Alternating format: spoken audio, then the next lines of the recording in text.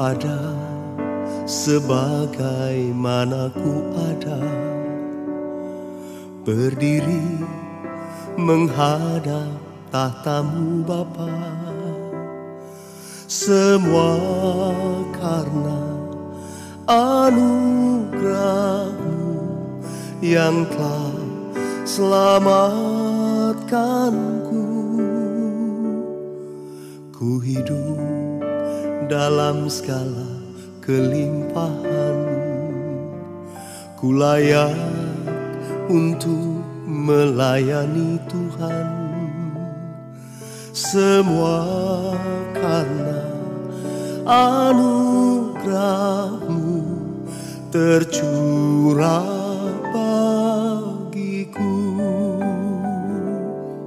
Besar anugerah-Mu, berlimpah kasih-Mu. Semakin hari semakin bertambah besar anugerah-Mu.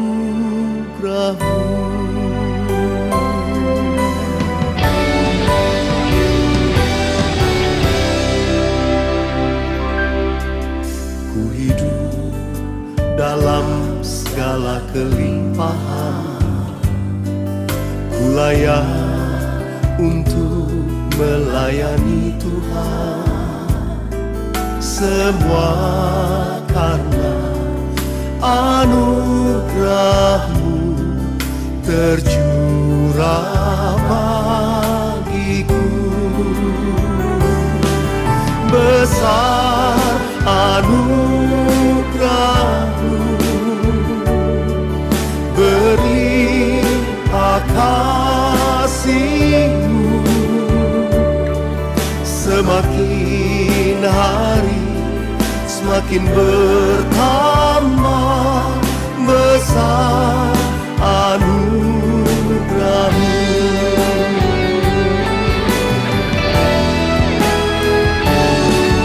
Besar anugerah-Mu,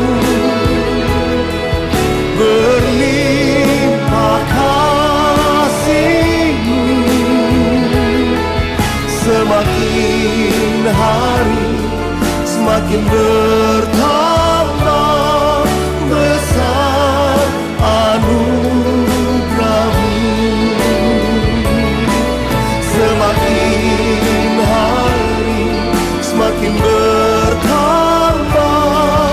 besar anugerah-Mu.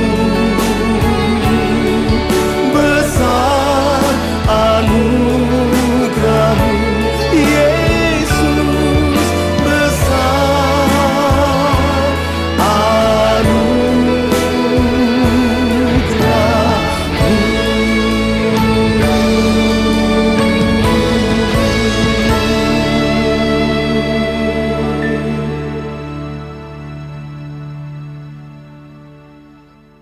Shalom, shalom jemaat Tuhan, pemirsa. Saya tahu Anda sudah nggak sabar lagi dengan acara ini, MRS Bertanya. Apalagi kalau teman-teman mengikuti episode yang lalu. Apa bedanya mental illness dengan anxiety atau anxiety disorder? Ternyata jawabannya ada di episode minggu yang lalu. Nah, di episode ini yang Anda sudah tunggu-tunggu, Anda sudah nantikan, saya kembali bersama dengan Deborah. Karena pertanyaan selanjutnya dari saya adalah, apakah ada salahnya seseorang yang punya mental illness tetap melayani Tuhan? Kenapa? Karena perkenalan saya dengan Deborah, walaupun ya saya sudah old school, ini masih belasan tahun, tetapi saya tahu Deborah berkhotbah di depan saya dan saya diberkati saja ketika dia masih usia 17 tahun. Masih sangat muda. Jadi yang saya kenal itu Deborah itu adalah pelayan. Saya tidak mengenal Deborah itu apapun dan siapapun. yang saya kenal sebagai hamba Tuhan, tapi ternyata setelah dia melayani di beberapa negara, khususnya home base di Australia, ternyata dia ngalami anxiety disorder atau mental illness yang mana pada hari-hari itu sebetulnya dia melayani. Dan sekarang saya mendengar kabar, Deborah, kamu sudah mendaftarkan diri mau psikologi. Gimana ceritanya? Sebetulnya tadinya memang mau psikolog. Cuman sebetulnya ada perubahan minggu ini. Di minggu ini tuh ada perubahan dari yang paling update planning ya? itu. Jadi update itu sebetulnya lagi diproses lagi lah. Kayaknya sih mau lanjutin pelayanan lagi. Pelayanan lagi. Nah justru itu, justru yang menarik dengan episode ini, bukankah dalam kehidupan juga Deborah juga pasti temui teman-teman yang pelayanan gitu di gereja, yang teensnya bernyala-nyala, pelayanan musiknya bernyala-nyala, creative ministry-nya bernyala-nyala, ternyata mereka juga ngalami namanya mental illness. Apakah ada yang salah? Bagaimanakah mereka seharusnya untuk overcome atas persoalan ini? Menurut aku nggak ada yang salah untuk seorang pelayan mengalami mental illness atau untuk seorang yang punya mental illness untuk melayani, itu menurut aku nggak salah karena again mental illness itu it's an illness, penyakit kan. Jadi kalau orang maaf Deborah, aku mau highlight teman-teman pemirsa. Jadi mental illness ini bisa disamakan dengan flu. Bisa disamakan dengan batuk. Orang batuk bisa melayani, bisa. Orang melayani lagi batuk, bisa. Ya itu adalah ilustrasi sederhananya. Bisa lanjutin? Ya betul banget. Jadi mental illness itu sama aja kalau orang kanker aja bisa melayani kan? Gitu. Jadi sama aja sebetulnya. Orang dengan mental illness itu mereka tetap bisa melayani. Mereka menurut aku karena gini, kita kan melayani itu again cuman hubungan kita dan Tuhan kan. Kita mau melayani itu melayani Tuhan gitu kan. Jadi sebetulnya dan Tuhan itu di mata Tuhan mental illness is not a sin. Kan mental illness itu bukan dosa gitu. Dulu betul. Aku sempat pernah pemikirannya gitu, mental illness, aduh aku nih anxiety nih kan takut kan, soalnya kan rasa takut. Jadi aduh aku dosa gak nih ya kayak gak percaya sama Tuhan gitu kan. Padahal ternyata mental illness is an illness. Tuhan juga ngeliatnya sama gitu. Dan bahkan di Mazmur 147 ayat 3 kan di situ kalau bahasa Inggrisnya dibilang he heals the broken hearted. Dia menyembuhkan orang-orang yang hatinya patah gitu kan. Maksudnya, jadi dia tuh Tuhan tuh gak mau menyembuhkan kita punya physical illness aja, nggak mau nyembuhin COVID-19 aja, enggak. Tapi Tuhan juga mau nyembuhin mental illness itu juga, apapun mental illnessnya itu gitu, apapun penyakit mentalnya itu, apapun itu Tuhan mau sembuhin juga gitu. Mungkin konotasinya sekarang kalau kita ngelihat kata depresi, kata mental illness, ujung-ujungnya yang kita lihat di berita. Artis Korea, artis Amerika yang masih muda dengan segala kehebatannya, dengan segala kejayaannya, kok bisa seperti itu yang akhirnya kita tahu bahwa itulah salah. Tetapi ternyata itu adalah penyakit yang bisa diobati, namanya juga penyakit. Nah, seperti apa dari observasi Deborah bersama dengan tim, dengan support system, dengan dokter yang ada. Tadi Deborah mengatakan bahwa orang yang mental illness tetap bisa melayani dan orang yang melayani walaupun mental illness juga tetap bisa berjalan. Tapi sejauh apa parameternya? Sorry, jadi berarti gimana orang bisa tetap menurut aku sebetulnya orang sekronis apapun kayaknya bisa aja melayani Tuhan gitu. Menurut aku ya. Asalkan mereka tetap berobat gitu. Mereka tetap sampai hari ini aku masih minum obat. Dan dokter malah bilang ini bisa it can be a lifelong journey gitu. Bisa seumur hidup sebetulnya minum obat buat orang beberapa. Karena aku tuh gak cuma punya anxiety disorder sebetulnya. Aku punya bipolar disorder juga. Apa itu? Bipolar disorder itu kita punya dua kutub. Itu adalah mania episode dan juga ini. Oke, go ahead. Gak apa-apa? Oke, go ahead. Jadi mania episode dan juga depressive episode. Jadi aku bisa punya energi banyak banget, bikin banyak konten, mau lari 10 km juga aku bisa karena energiku banyak, atau aku bisa depres banget yang tadi aku bilang di episode sebelumnya. Aku bisa di kamar 4 hari, 5 hari. Tapi karena sudah diobatin akhirnya aku bisa di normal gitu. Kalau kita sama kita minum obat gitu. Jadi sebetulnya yang tadi Om bilang gitu, parameter itu sebetulnya asalkan kita mau humble ourselves, kita mau kita mau humble dan kita bilang oke, aku mau tetap berobat tapi juga tetap percaya sama Tuhan gitu. Asalkan kita itu tadi aku bilang itu harus balance semuanya hidup kita itu. Jadi rohani kita juga baik, physically juga kita baik karena orang yang mental illness itu kan juga kita butuh olahraga, kan? Jadi kita take care-nya itu nggak cuma rohani kita doang gitu.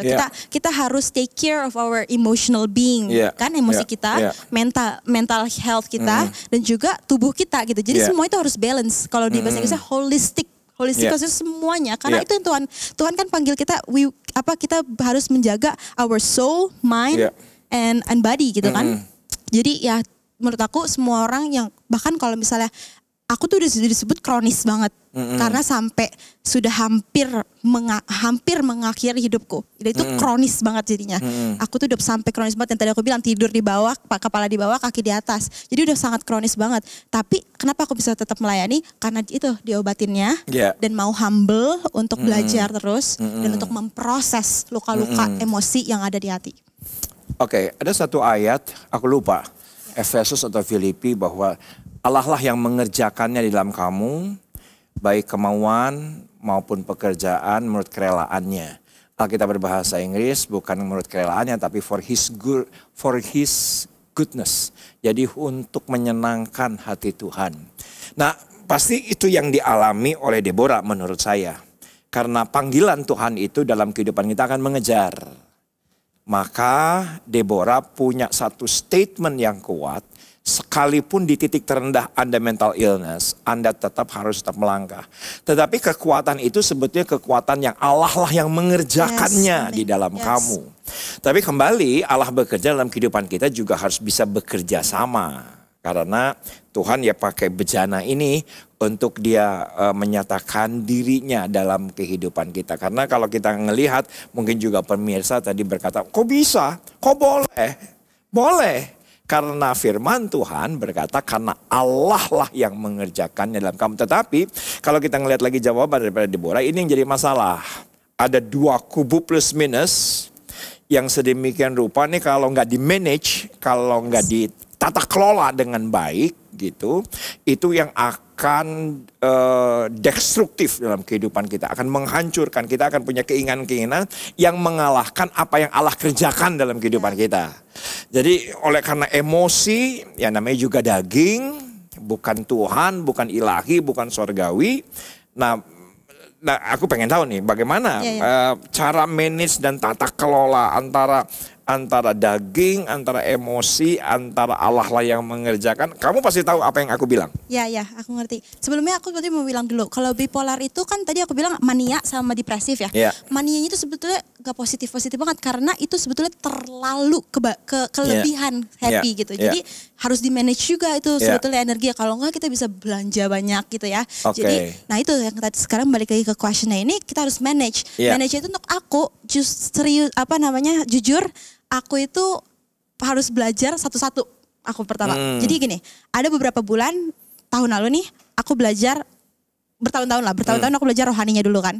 Aku belajar untuk manage rohani. Itu kan udah dengan aku berjalan bersama Tuhan. Spiritual growth-nya. Ya, spiritual growth kan. Nah, terus saat itu aku belum ngerti emotional growth. Aku gitu. Tapi habis itu akhirnya aku counseling dan akhirnya aku mulai emotional gitu. Jadi sebetulnya seperti juggling. Juggling itu orang yang ada 3 bola gitu kan. Tunggu. Kalau orang mau belajar juggling itu mulai dengan kamu orangnya atau yang kau bolanya? Aku orangnya. Terus dia bola-bola ini adalah emosi. Kita ada 4 bola berarti ya. Ada emotional being, ada spiritual being, ada mental health, dan juga ada body. Jadi ada 4 bola nih ya. Untuk aku belajar, aku mulai dengan 2 dulu. Saat itu. Ngerti. Kalau kita mau belajar juggling, kita mulai dengan 2 dulu, jangan langsung semuanya. Kita mulai 2 dulu. Aku mulai dengan spiritual growth dan juga emotional growth. Aku belajar. Berarti artinya apa? Berarti artinya aku tetap counseling, kan emotional itu aku bentuk counseling, aku butuh tetap proses, aku butuh proses.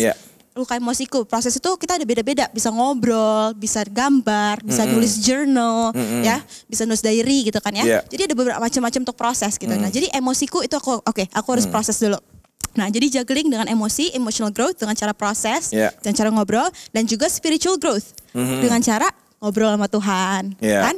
Maksudnya berdoanya itu ngobrol sama Tuhan, kan? Jadi baca Alkitab itu penting banget. Ini adalah salah satu key untuk kita, especially orang-orang Kristen yang memiliki mental illness. Bacalah Alkitab, karena apa? Alkitab, aku sudah menyaksikan bahwa Alkitab itu sebagai jangkar. Jadi saat aku punya pikiran aku mau bunuh diri, ada Alkitab, ada kebenaran di dalam otak kita yang sudah kita baca dari dulu kan. Akhirnya kebenaran itu akan menarik kita. Tadi kita mau berdosa, itu akan menarik kita kembali lagi ke Tuhan. Jadi penting banget untuk terus baca Alkitab juga. Nah, itu spiritual growth-nya, emotional growth-nya, proses kan. Nah, sekarang kalau udah bisa 2 gini, tambah 1 deh, physical. Jadi aku gak langsung semuanya. Nah, kalau udah bisa 2 gini, kemarin nih aku baru mulai beberapa bulan ini lari atau jalan.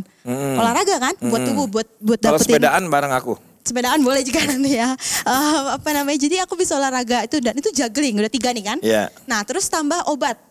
Tambah obat, 4 deh. Gitu. Jadi maksud aku tuh gini, mulai satu-satu dulu. Jangan langsung semuanya, nanti jadinya overwhelm. Kalau langsung tiba-tiba harus bingung. Pagi, harus ke konseling tiap hari gini. Jadi mulai satu-satu, belajar satu-satu, proses emosi dulu satu-satu. Baca Alkitab, tapi yang dimulai selalu dengan baca Alkitab dulu, berdoa. Mulai dengan spiritual growth ya. Kenapa? Karena spiritual growth itu akan menjadi fondasi dan juga menjadi jangkar. Sehingga walaupun kita punya mental illness, kenapa banyak orang punya mental illness, mereka akhirnya jatuh dan berdosa dan juga bunuh diri karena mereka nggak punya jangkar ini. Tapi kalau kita punya jangkar ini, kita punya fondasi ini yang akan menjadi the foundation of our life gitu. Sehingga kita nggak akan pergi jauh kemana-mana. Kita mau berdosa pun Tuhan akan tarik gitu. Kita mau pikir mau give up aku suicidal thoughts yang tadi aku bilang itu akan balik lagi gitu kalau kita baca Alkitab. Jadi baca Alkitab dan juga memiliki hubungan intim bersama Tuhan itu harus yang jadi utama. Baru nanti jugglingnya tambahin emotional growth gitu. Jadi itu sih yang bantu aku untuk balance dan juga akhirnya manage itu. Dan pemirsa dan teman-teman, tadi Deborah berulang kali mengatakan satu kata, yaitu jangkar, dalam bahasa Inggris adalah anchor. Tetapi dalam bahasa Indonesia menarik, yaitu adalah sauh. Dan apa sauh itu? Adalah hope, adalah harapan. Apa yang kita baca itu membangun hope, membangun harapan. Deborah, sebelum pandemi, hope ini satu kata yang murah. Karena semua baik. Tapi setelah pandemi, kata hope ini menjadi bernilai, menjadi berharga. Dan yang menarik adalah pengharapan itulah sauh yang kuat, aman bagi jiwa kita. Nah, ini poin penting. Jiwa kita, bukan dalam roh. Dan juga bukan di dalam tubuh. Nanti setelah ini, Deborah, aku akan khotbahkan soalnya ini. Jadi aku tahu, aku akan khotbahkan nih untuk gereja online bulan Juli. Tetapi yang aku mau bilang adalah, kenapa itu Tuhan taruh di dalam jiwa? Karena jiwa itu moderator antara roh dan tubuh. Jadi moderatornya itu adalah jiwa. Roh yang dalam kehidupan kita, saya berani bilang teman-teman, semuanya hebat. Damai, sejahtera, sukacita, keselamatan, kasih karunia, kemuliaan, semua itu sudah diimplan, sudah diinstal, permanen di dalam roh. Semua yang baik, semua yang datang Allah itu sudah ada dalam roh kita, dan itu permanen, udah di-seal. Paulus berkata demikian, tapi di-sealnya bukan di jiwa, bukan di tubuh, tetapi di seal-nya yaitu dalam roh. Tetapi nanti bagaimana outputnya itu tergantung di tubuh. Tetapi ternyata moderatornya adalah jiwa. Nanti kalau jiwanya illness, maka pentinglah yang dalam jiwa kita adalah firman. Gimana? Yes, setuju. Setuju banget. Karena ya kayak tadi aku bilang, firman is an anchor kan, it's an anchor to our soul gitu. Ada lagunya kan, he is an anchor to our soul. Berarti artinya dia adalah anchor itu tadi untuk jiwa kita itu kan. Jadi dan aku mau bilang juga bahwa semua orang kan pasti punya luka ya. Sama kayak kita, badan kita pasti ada, semua orang nggak ada yang pasti badannya fully clean gitu ya. Karena pasti udah pernah digigit nyamuk gitu lah ya. Nah, tapi nggak semua luka itu adalah illness kan. Nggak semua luka itu adalah penyakit gitu. Nah, tapi jadinya sama seperti yang aku mau bilang ini adalah semua orang pasti punya mental issue. Nggak ada satu orang pun yang jiwanya 100% sehat. Karena kita pasti pernah sedih dong. Kita pasti pernah sakit hati gitu-gitu.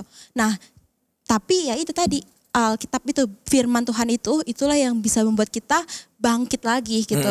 Jadi yes, obat juga penting, tapi Jesus is our savior, not medication. Bukan obat yang jadi savior kita, tapi Tuhan Yesus lah yang jadi savior kita, yang bawa kita bangkit lagi. Gitu. Jadi memang aku pernah juga ngobrol sama dokter, yang mungkin nanti Deborah bisa bisa bahas lebih lanjut. Jadi kalau orang yang stabil itu let's say di titik ini, yang bermasalah itu kalau di sini dan di sini. Ini sedihnya bisa luar biasa sedih, ini senangnya bisa luar biasa senang. Jadi yang paling benar itu di sini. Nah dari pengalaman Deborah, kita akan bahas di episode minggu depan. Karena kita sudah 16 menit dan menuju 17 menit. Jadi sorry, tetap bersabar. Saya akan tetap lanjutkan pembicaraan yang luar biasa ini bersama dengan Deborah. Untuk episode MRS Bertanya minggu depan, bagaimana agar menstabilkan. Agar kita tuh tidak terlalu sukacitanya luar biasa atau sedihnya luar biasa. Jadi ada titik balance. Dan menurut saya orang yang bisa tata kelola dan manage ini adalah salah satu kunci keberhasilan. Kita akan bahas minggu depan. Tuhan Yesus memberkati. Amin.